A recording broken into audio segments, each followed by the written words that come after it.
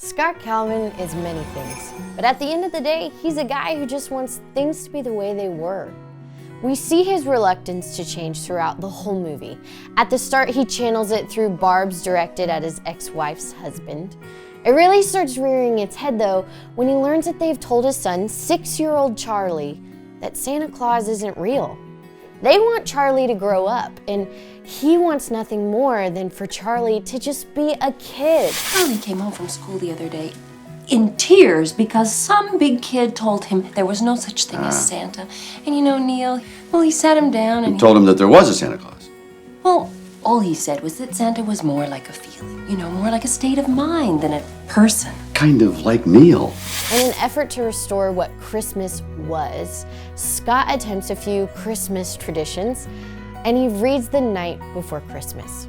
And that night, quite possibly the biggest change in Scott's life lands on his roof, awaking Charlie and a whole slew of riotous mishaps and adventures. The first of those mishaps being the accidental discontinuation of the current Santa Claus. Whoops. He is left with very brief instructions that tell him to put on the suit. With Charlie's begging, Scott fills some pretty big shoes, literally. And this moment would propel Scott into a tumultuous night of Santa shenanigans. But anyone can do anything for a day, right?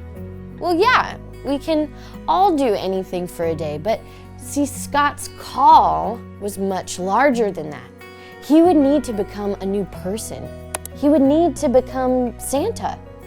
We are all on the cusp of a similar moment, whether that be placing your faith in Jesus for the first time, or maybe taking a step in your walk.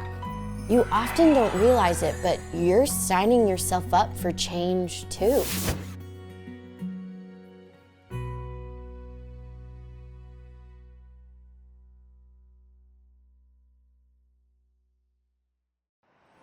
Some might love change, but many of us hate that part. Scott Calvin did.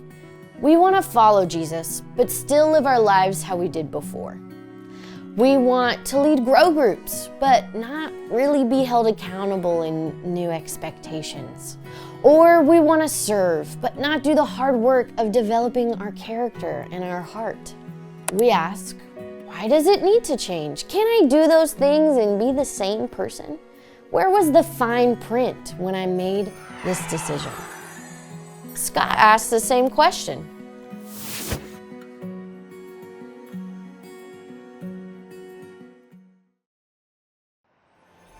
Scott's fine print said this: in putting on the suit and entering the sleigh, the wearer waives any right and all rights to any previous identity, real or implied, and fully accepts the duties or responsibility of Santa Claus. It's right there in writing, and a mouthful. And you know what? When we put our faith in Jesus, we actually have it in writing too.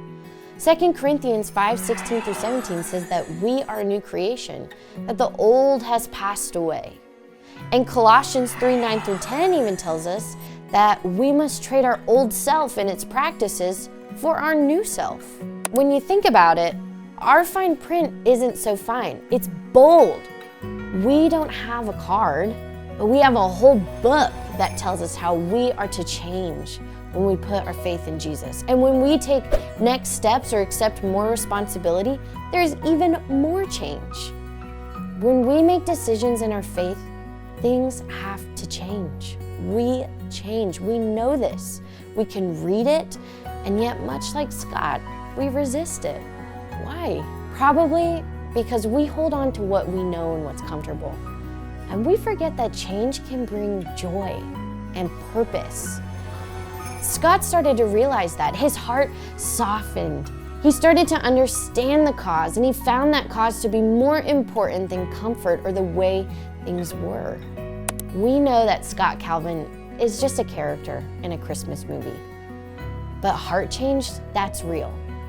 The Holy Spirit is in the business of softening hearts and convicting people. Ezekiel 36:26 says that he will replace our heart of stone with a new heart and put in us a new spirit.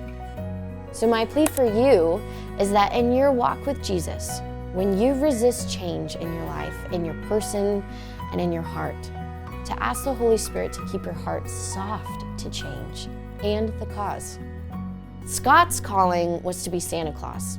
It took him a whole movie to put on his new self.